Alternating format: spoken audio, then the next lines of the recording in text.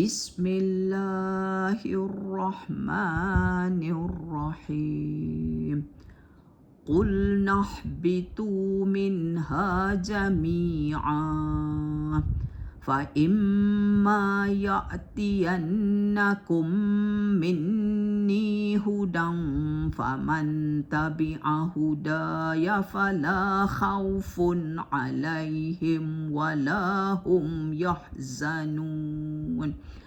والذين كفروا وكذبوا بآياتنا أولئك أصحاب النار هم فيها خالدون يا بني إسرائيل اذكروا نعمتي التي أنعمت عليكم وأوفوا بعهدي أوف بعهدكم وإياي فارحبون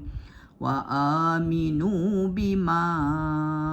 أنزلت مصدقا لما معكم ولا تكونوا أول كافر به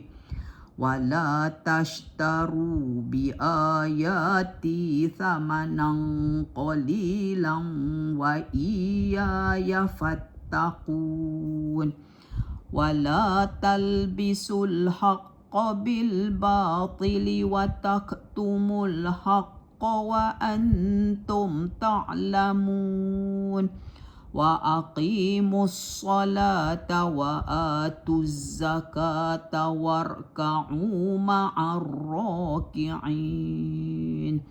أتأمرون الناس بالبر وتنسون أنفسكم وأنتم تتلون الكتاب أفلا تعقلون